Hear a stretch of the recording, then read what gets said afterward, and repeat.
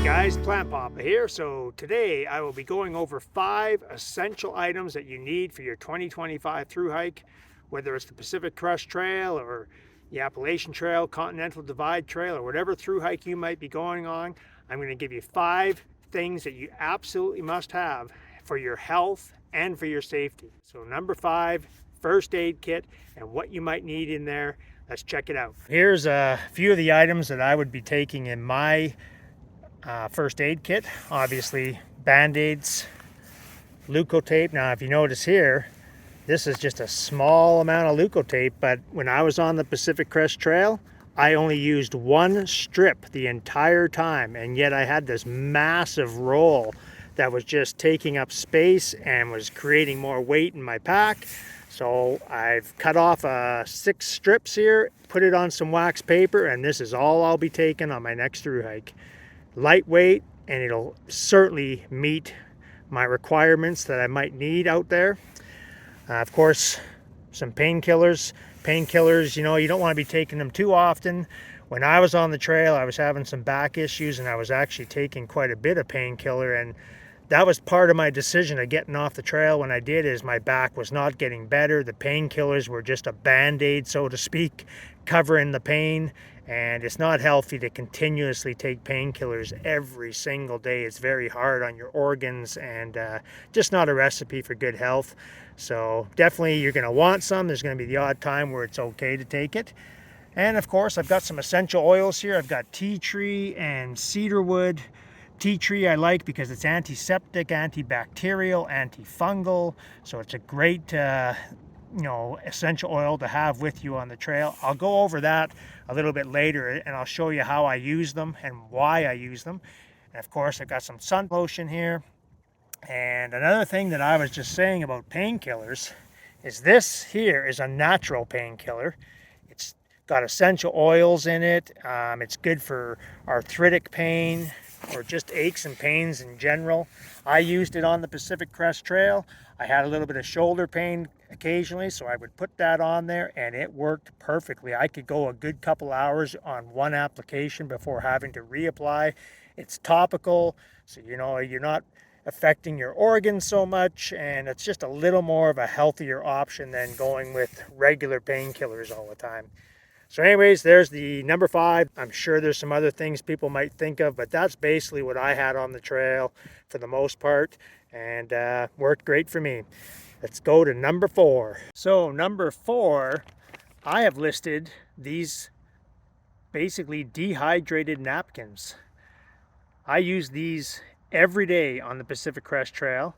I do associate these with me not having any blisters on the trail when I was on the trail, because I cleaned my feet and my legs, and I cleaned up the dirt every single night before I went to bed. Always changed my socks. So I recommend, as number 4, having these wet. They're not wet wipes until you add water. That's the cool thing about it. They're so lightweight. You can literally bring 100 of these with you in your pack, and it's very lightweight. And you can use 2 or 3 or however many you need each day. But clean your feet each night and your legs, and just I tell you, you feel so much better when you wipe yourself down each night before you go to bed. You just feel a lot more relaxed, and just, I don't know, you feel clean. Feel like you had a shower almost. So let me show you what I do with these, and you'll see why I think it's something you should consider to do each night. Okay, so those of you who have been on my channel for a while, you've seen me do this before, but basically I have this little bowl of water, and I have some tea tree essential oil that I've added, and now I'm just going to drop one of these tablets in there, and you'll see how it expands. And there you go.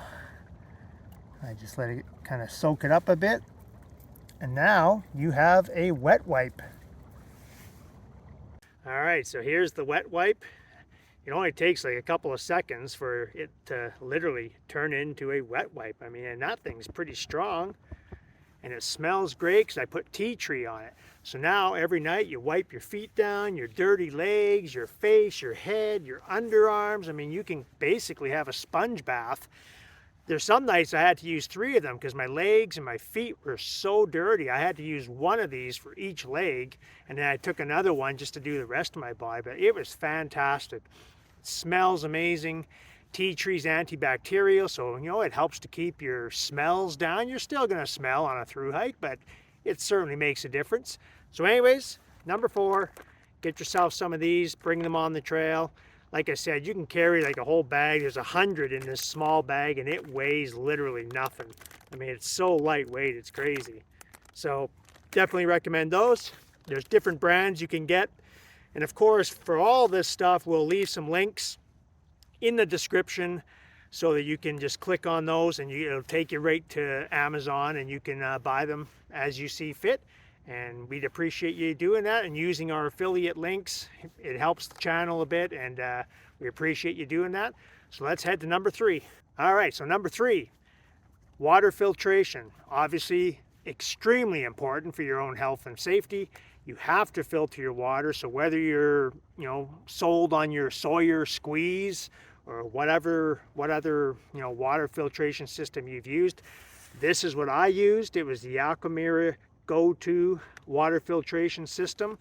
The reason I like this is the convenience. You unscrew it, there's your filter. You just scoop the water like I'll do right now.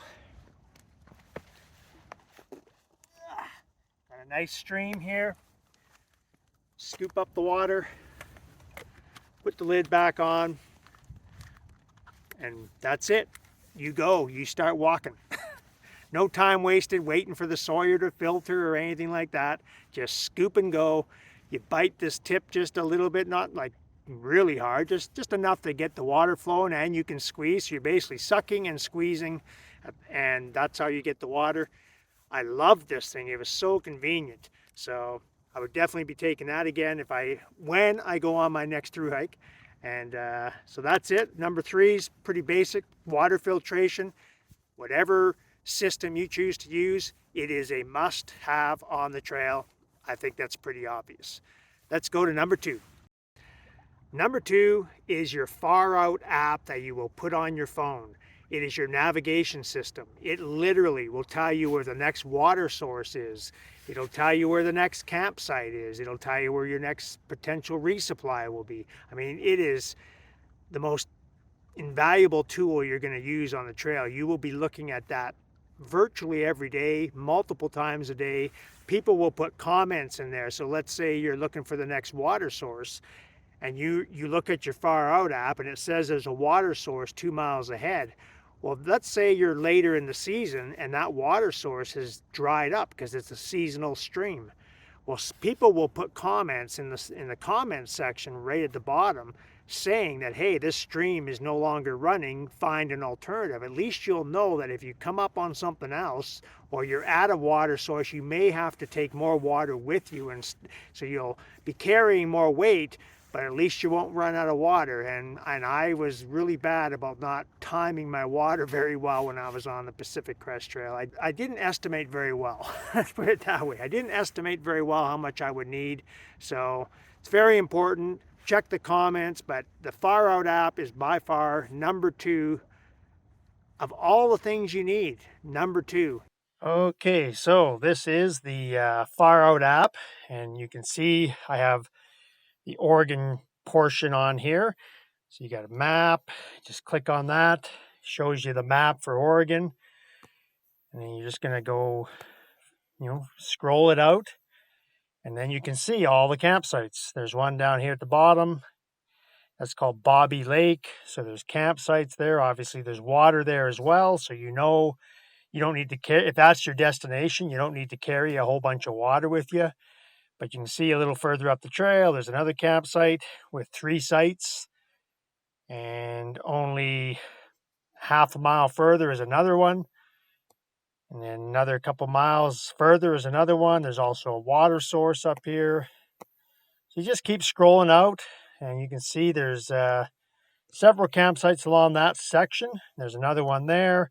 So basically water, campsites, seasonal streams. I mean, this is a tool that you must have. It gets you everywhere you need to go, and you should never get lost. And so anyways, that's the Far Out app. Definitely a must-have on the trail. You can buy the map for the Pacific Crest Trail, for instance. You can buy the entire map for like 59 bucks and you'll get the entire trail. It's just an amazing tool. I would highly recommend that. So let's move to number one, the most important thing that you're going to have on the trail for your health and your safety. So the number one item that you're going to need on the trail for your health and safety is this, the Garmin Mini.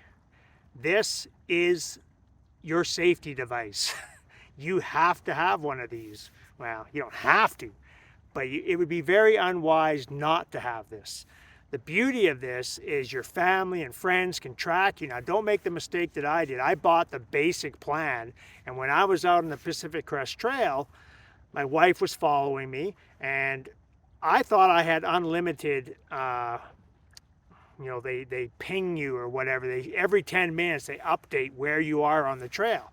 Well, every time it did that, I was being charged 15 cents. Now, that doesn't sound like a lot, but over a month, it added up. I got an extra bill for $85 because I had the basic plan, which only allowed for 10 updates instead of unlimited updates. So make sure you buy the unlimited plan. The other thing you must have, it's up to you, but I believe you must have, is the SOS plan. This has the SOS button, which if you get into trouble, you break a leg, you're lost. You can't find your way out. You shouldn't with the Far Out app, but let's just say you get lost, or it's more likely you're going to have an injury. Or maybe you fell, broke a leg, broke an ankle, and you have to be airlifted out. Buy the SOS insurance plan. It gives you $100,000 of coverage so that if they have to fly in a helicopter to get you out, you will be covered. Imagine if you didn't have this and you had to be rescued and you got a $60,000 US bill in the mail for your rescue. I mean, for some people that would ruin them. I mean, it's worth the insurance. It's like $59 for the entire year. So this, the Garmin, by far the most important item that you're going to carry for your health and safety. So anyways, I hope you guys enjoyed the video. I hope these essentials help you out making your decisions while you're planning for your thru hike. If you like the video, I would ask you subscribe and share and like. We really need you guys to subscribe. I am going to be going on a thru hike in 2025. Just don't know exactly which thru hike it's going to be. I might even return to the PCT. But anyways, we'll see you on the next video, and thanks for watching. Talk to you later.